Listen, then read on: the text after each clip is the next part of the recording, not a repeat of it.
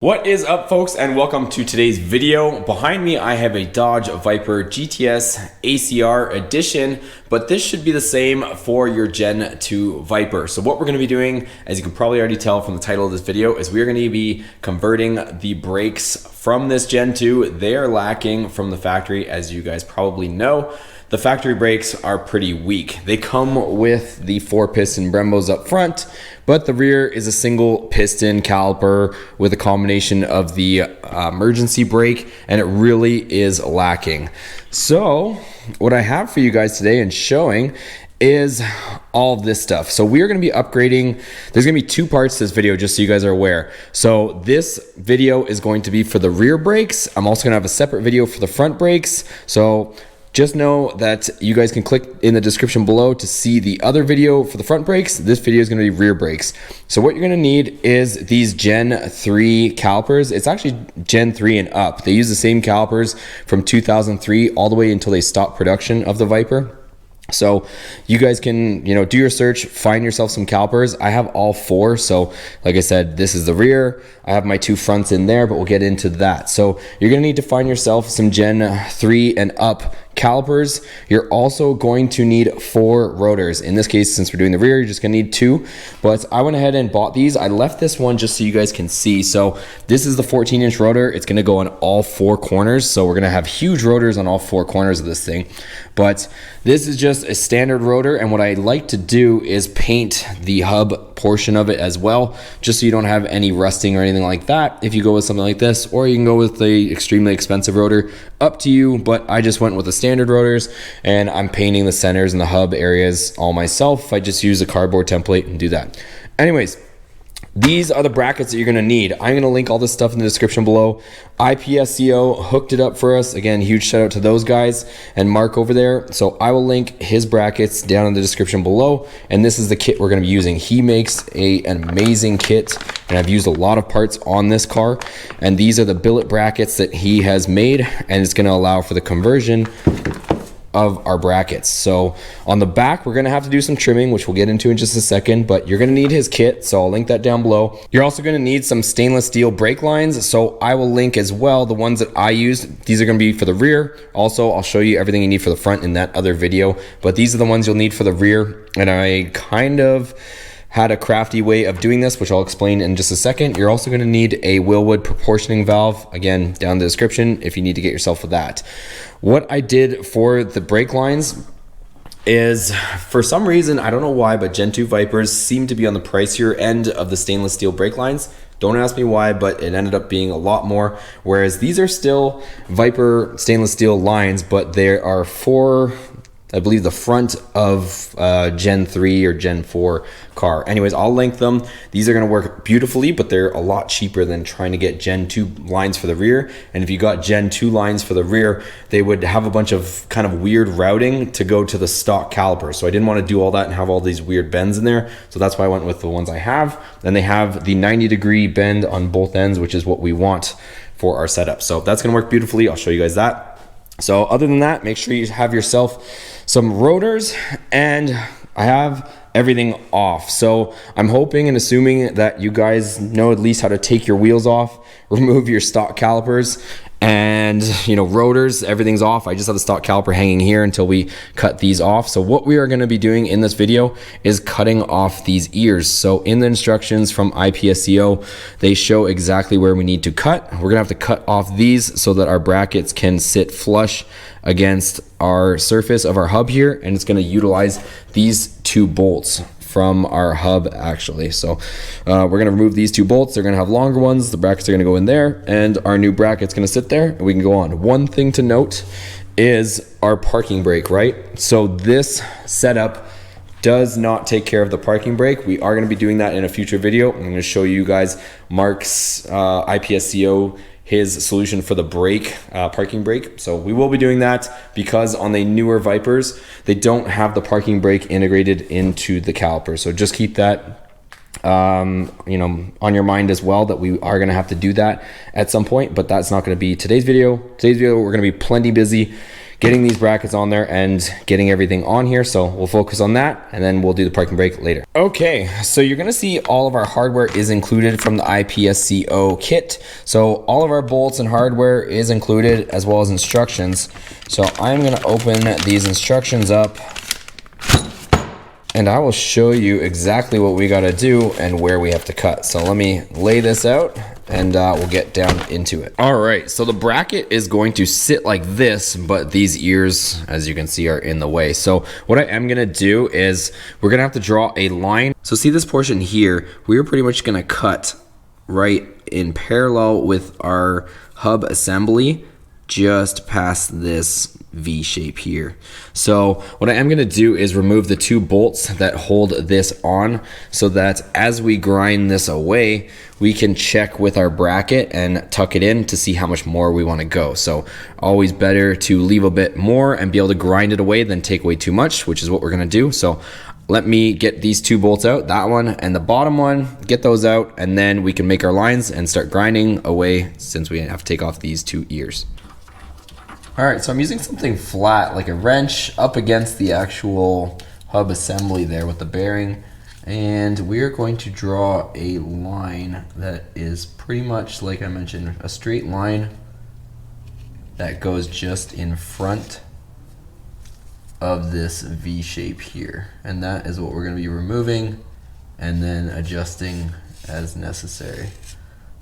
So there we go with that. In our approximate top of what I'll be cutting. So there we go. That's what we'll be lopping off or aiming to take off. So again, right there. So I'll leave the line, but that's what we're gonna aim to take off. Let's get cutting. All right, so there's our line right there. So like I mentioned, we are just gonna be dipping past that V shaped there. So you can use either a cutoff wheel like this, or you can use a reciprocating saw. Just because the actual hub assembly comes over here, it makes it kind of weird to get a angle grinder in there. So I'm gonna go with the Sawzall for now. I mean, I guess I could do this way, but I think I'm gonna try the Sawzall just from the top straight down, see how far I get, and then we might switch it up. Either way, we're gonna be using this at some point to clean up the face, but we need to lop these portions off first.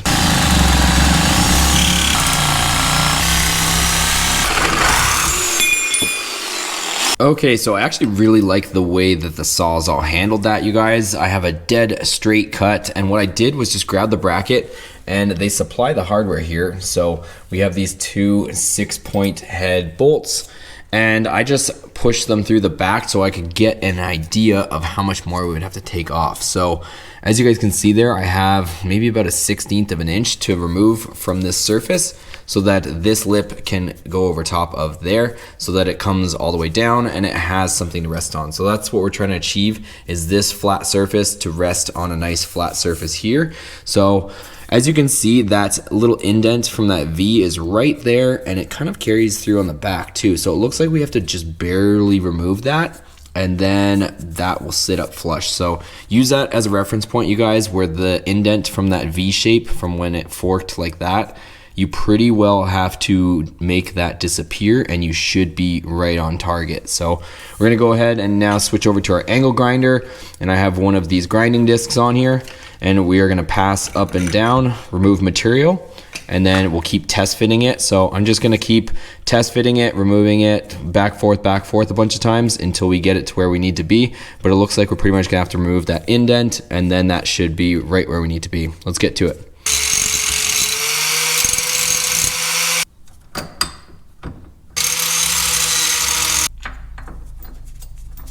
So as you guys can see, I'm still working away at it. We're getting closer. I can't quite get the bolts in from the back, so we're getting real close to where we need to be, but still not quite there. I can't get the bolts in, so I think this is a good way to check, is just keep grinding away material and, you know, take your time, but check your bolts, see where you're at, see if you can get the bolts in. I mean, right now, if I take out the top one, just for an example, I can get the bottom one in. So I know I'm close on the bottom, a bit more on the top, and we are just carving a nice straight line. So we'll keep at it, we'll get it done. And there you have it, folks. I managed to get the bracket all the way seated. My bolts are starting to thread, And as you can see here, I have a perfect fitment. It is butted up against here beautifully. I've been using my more aggressive cutting disc here, or grinding disc, but I will switch over to a nicer finish once I finish the other side. So we'll polish these up, but at least our rough cuts are done, and this is solid on here. Check that out. I don't even have the bolts tightened at all. I literally just put the first thread in, and you can see they're already solid, so they're not going anywhere. Let's move to the other side. Okay, so you guys already know what the deal is. We are gonna make a straight line with our wrench up against this wheel hub bearing assembly, and it's gonna be just at the divot here with this V shape. We'll do a line just so it touches the very tip of this, and then we'll cut this off with the Sawzall.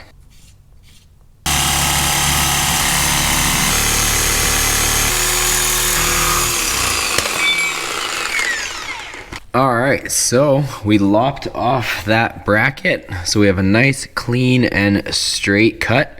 And next up, I'm going to take out these two bolts so that we can fit our bracket, and then we can start trimming.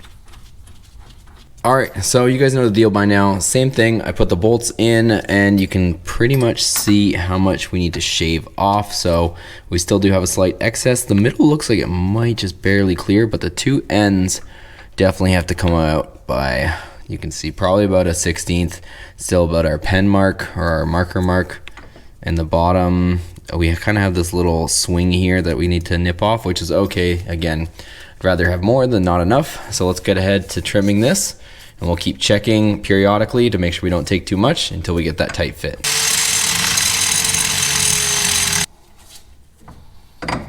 Okay guys, so it's actually the next day, and I just spent a tiny bit more time just getting things cleaned up a little bit more. So as you can see, everything is on here and it is nice and tight. So one thing to keep in mind is you don't want this to be too tight and cause the bracket to be kicked out this way. So make sure you're square here. So I've got it to the point where it slides on beautifully with the bolts screwed in. So as you can see, mine just ever so slightly just touches this, but it's not like a force to put it on. So if you want, you can increase this gap a little bit, but just make sure your bracket is sitting square on the back of the face there. And then if we come over to the other side, I've actually cleaned this one up, or started to at least. So I'm kind of a perfectionist, so ended up putting one of these flap discs on here. So this is a 120 grit, as you can see. So after we got everything situated with kind of that coarser grinding wheel, I got this down to like a buttery smooth finish. Only thing left I have to do is see right here, this kind of stamp or whatnot that's on the back. We have to grind this off too, because it can cause our bracket to sit not flush with the actual bolts here. So we got to just knock this off, and this side is ready to go.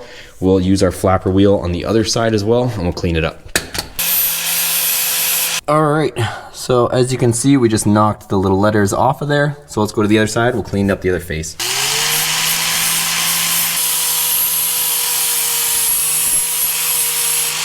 Okay, so here's what we got. So this is all smooth now. I'm happy with how that all looks.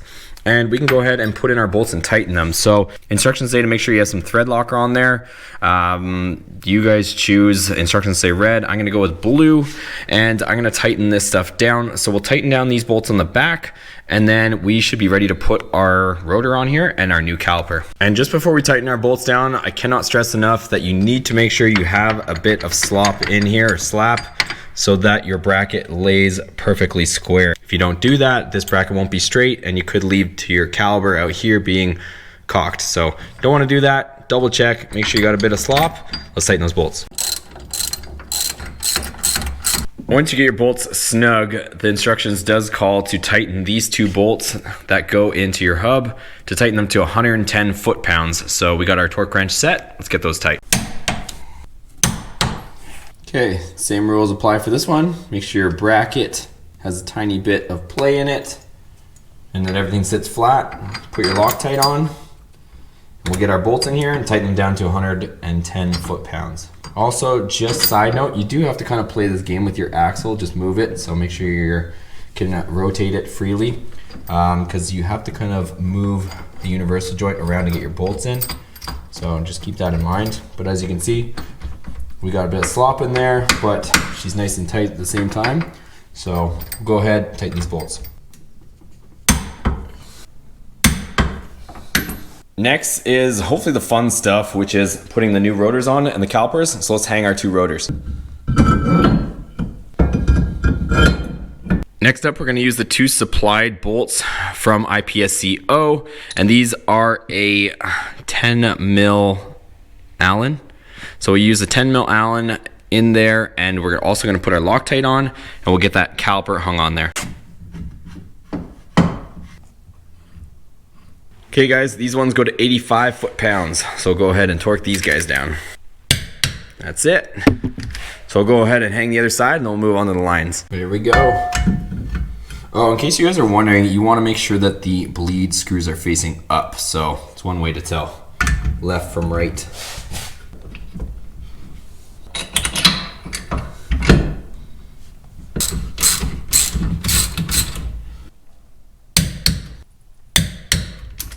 There she is. She's torqued. Let's move on to the lines. Okay, so now that both calipers are on, everything's tight, this is where we start to get into some uncharted territories with my brake line setup. So you guys feel free to do whatever you want, but this is the cost-effective and good solution in my opinion, and it's gonna work beautifully, but we just have to swap a couple parts.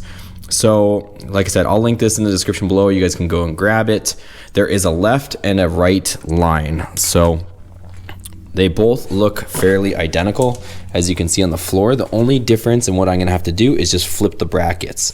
So you can see there's an L here for left, which would be our driver's side, and then this one doesn't have any markings on it, but that is the assumed right side. So what I'm going to do is, like you guys can see here, this is going to go obviously on our caliper, and it's gonna fit right there. And this 90-degree, which is why I chose this option, is gonna fit perfectly where that factory 90 goes. Only difference is going to be, I'm gonna flip the brackets. So if you were to, let me just see if I can explain this decently for you guys. If you were to put this here like that, that would bolt up and the bracket would work. And it would probably be pretty close, but just so that I don't have to put any extra strain on this hard line, I'm gonna flip the bracket. So it's gonna just bring it closer over that way. And by doing that, if you guys see, if we use this bracket configured this way and we put our hole there, you can see that we are gonna be right pretty much smack where we need to be. So that's the plan. I am gonna take the brackets off from left to right, flip them, and I'll show you the orientation once I do that. But the lines themselves will stay respective to their left and right or driver and passenger side spots. So let me flip this stuff around, get it configured, and then we'll crack those loose. What you will need is yourself a line wrench. You can get away with a 10 mil, but it's nice to use one of these because it has a 6-point or a portion of a 6-point wrench on there so that you don't strip that. So probably your car is going to be nice enough where it'll come off, since most of these cars don't really see any winter or anything of that nature, but always nice to get yourself a line wrench too. So anyways, we'll end up removing that. I'm just going to take the line all off altogether with the caliper, since all that stuff's coming off. So we'll do it there and then we'll get it off. All right guys, so I popped off those two brackets. It also comes with our new banjo bolts and our copper crush washers. So we will get all that stuff situated and get our lines on. All right, so here we go. We're gonna go ahead and put our line on. I'm gonna put the line just loosely on here. We'll put it on with our new banjo bolt and our crush washer, and that way we are ready to go to disconnect that line and hopefully just kind of swing it over without losing too much fluid, so that way we don't get as much air in the system. We want to minimize the air in the system, so if we swap it over quickly, that'll minimize that. So let's go ahead and get the line on here, and then we'll move on to the next step. Okay, so we have our line just loosely sitting here. Next up, we're gonna remove the 13 mil bolt that holds this bracket on, and we are also gonna remove the 10 mil line on there, and then we should be able to swing this over.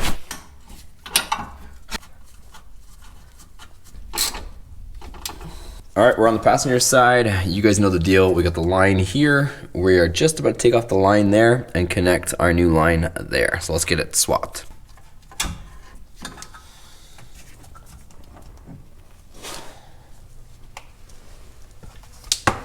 Get it there approximately. Throw in our 13 mil bolt.